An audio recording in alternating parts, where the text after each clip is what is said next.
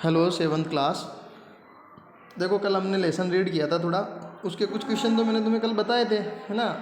अब आगे क्वेश्चन देखो उसमें और क्या बनते हैं। जैसे हमने शोषण के बारे में पढ़ा था, तो शोषण दर को परिभाषित कीजिए। एक पर्सन हमारे ये बनता है, तो शोषण दर को परिभाषित करने में क्या बोलेंगे हम कि 1 मिनट में किसी व्यक्ति द्वारा जितनी बार शोषण किया जाता है, जितनी बार शोषण नहीं दिख रहा है तुम्हें, तो यहाँ क्या लिखोगे, जितनी बार के बाद में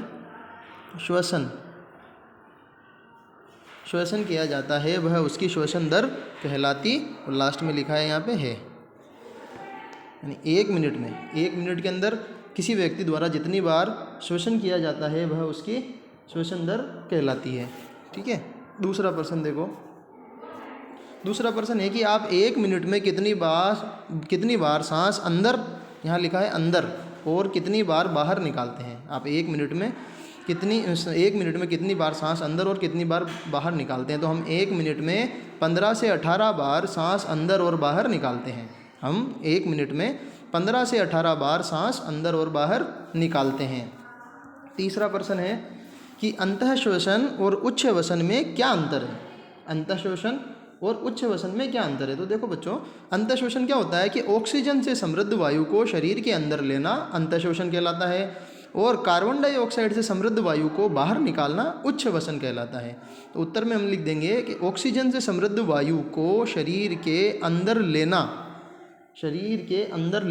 ये लेना नहीं दिख रहा है ना, वहाँ पे लिखोगे तुम, शरीर के अंदर के बाद में नहीं दिख रहा है, वहाँ लिखोगे लेना, अंतः श्वसन, और कार्बन डाइऑक्साइड से समृद्ध वायु समृद्ध के बाद में लिखोगे वायु, फिर यहाँ लिखा हुआ है को, बाहर निकालना उच्च वसन कहलाता है। समझ गए। अंतः श्वसन क्या होगा, उच्च वसन क्या होगा। अंतः श्वसन में तो क्या होगा, हम ऑक्सीजन से समृद्ध, यानी जिस समृद्ध का मतलब हुआ कि जिसमें अधिकांश मात्रा किसकी हो, ऑक्सीजन की हो। समृद्ध का मतलब ये हुआ, अंदर लेंगे अंतः श्वसन के समय में, और कार्बन डाइऑक्साइड के समय में क्या करेंगे, हम उच्च वसन करें। उच्च वसन के समय में हम क्या करेंगे कि कार्बन डाइऑक्साइड से समृद्ध वायु को शरीर से बाहर निकालते हैं। अब देखो तीसरा हो गया। चौथा प्रश्न देखो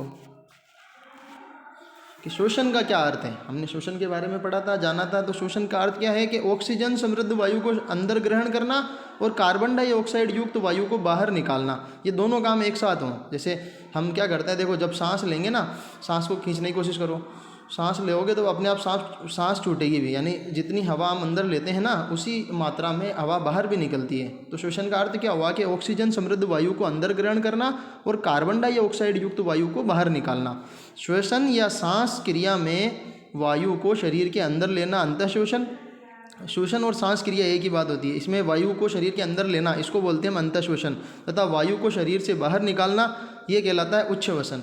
तो श्वसन एक सतत प्रक्रम है जो प्रत्येक जीव में जीवन पर्यंत होता रहता है। सतत प्रक्रम के बारे में कल भी बताया था कि लगातार होने वाला, कभी न रुकने वाला, जैसे हमारी पैदाइश से लेकर हमारी मृत्यु तक लगातार चलने वाला एक क्रम है ना। 24 घंटे, पूरे साल, है ना, पूरी ज़िंदगी, चाहे हम सो रहे हों, जैसे सोते समय हमारे शरीर के बहुत से अंग कार्य नहीं करते हैं, लेकिन उस समय में भी हमारी श्वसन क्रिया सुचारू रूप से चलती रहती है ना। इससे ऐसे एक प्रक्रम को, जैसे हृदय होता है ना, हमारा हृदय भी एक सतत प्रक्रम वाला होता है, क्योंकि हृदय हमेशा गति करता रहता है। जब हम सोते रहते हैं तब भी वो पंप करवाता रहता है, रक्त का परिसंचरण कभी रुकता नहीं है। ऐसे ही ऑक्सीजन, हमारा जो है श्वसन क्रिया भी जो है ना, हमेशा चलती रहती है।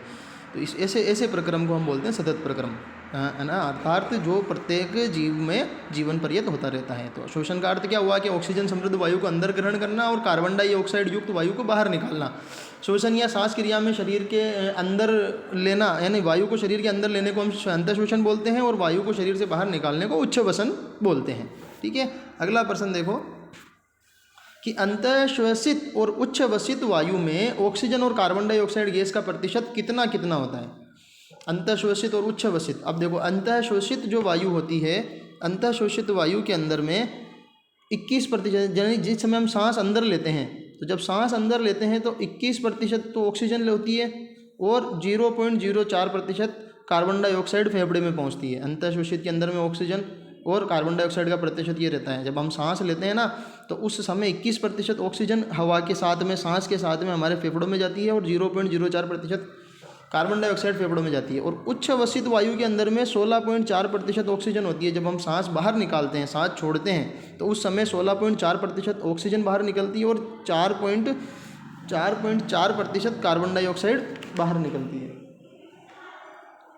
तो अंतःशोषित और उच्च अवसित वायु में ऑक्सीजन और कार्बन डाइऑक्साइड गैसों का प्रतिशत कितना कितना है? तो अंतःशोषित और उच्च अवसित वायु में ऑक्सीजन और कार्बन डाइऑक्साइड प्रतिशत, अंतःशोषित में तो 21% ऑक्सीजन और उच्च अवसित वायु में 16.4% ऑक्सीजन, और अंतःशोषित वायु में कार्बन डाइऑक्साइड की मात्रा 0.04% और उच्च अवसित वायु में कार्बन डाइऑक्साइड की मात्रा 4.4%।